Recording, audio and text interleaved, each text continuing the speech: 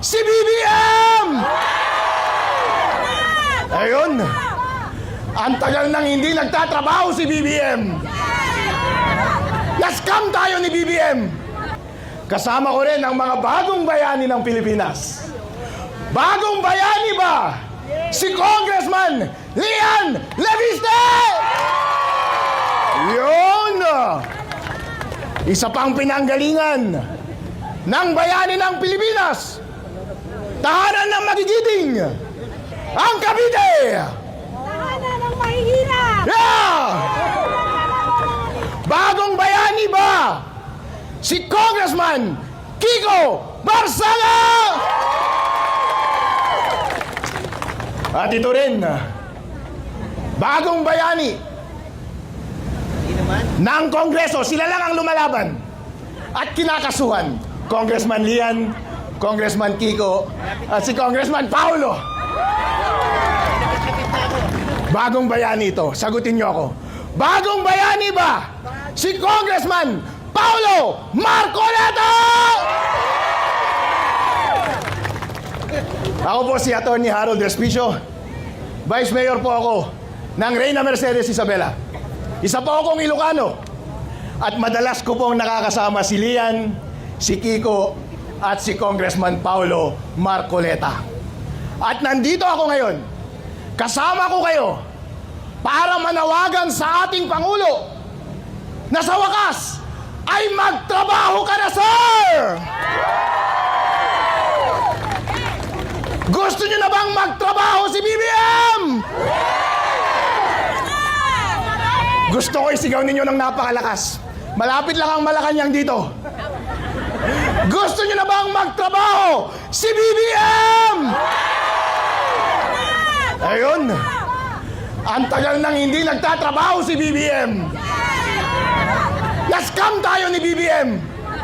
Sinong bumoto kay BBM? Ako bumoto ko kay BBM. Ilocano ako eh.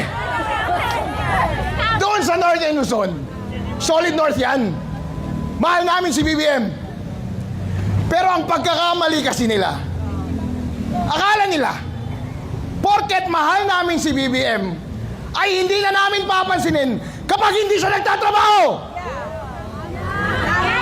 Ano ang ginawa niya sa nakaraang 4 na taon? Wala! Kundi magnakaw!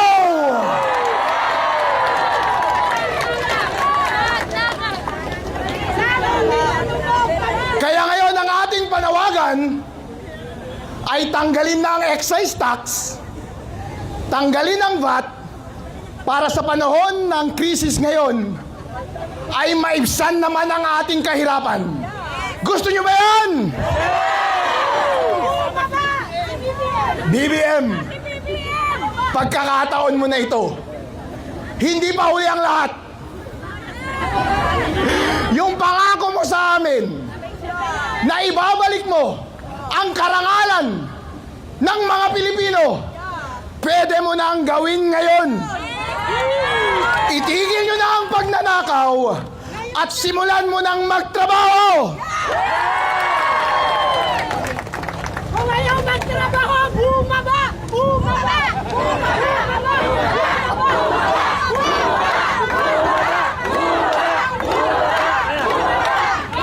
Alright, BBM, gusto ka na nilang bumaba. Pero ang problema, anong inaatupag ni BBM? Gustong tanggalin si Sara. Dahil gusto niyang ipagkait sa inyo, mga kababayan kong Pilipino, ang karapatan ninyong mamili ng gusto nyong leader sa susunod. Dahil kapag na-impeach si Vice President Sara Duterte, hindi na siya ang susunod na president natin. Gusto nyo ba ang mangyari na hindi maging presidente si VP Sara ng Pilipinas? Ngayon, BBM, hindi ko alam kung kaya mo ba magtrabaho. Sa sobrang kakakokain mo ng ilang taon. At ngayon siguro, sa sobrang stress mo, ay nagkakasakit ka na. Sakit-sakitan! Bossing, BBM, Kami mula sa norte, mga Ilocano, mga Batanggenyo, mula Cavite, lahat ng mga Pilipino na nagnanais na maitigil na ang katiwalian, na maibsan ng ating kahirapan ngayong panahon ng krisis, at para magsimula na ang inyong pangako na umunlad ang Pilipinas, gawin na natin ang ating trabaho at tama na ang pangapi sa mga bagong bayani ng Pilipinas.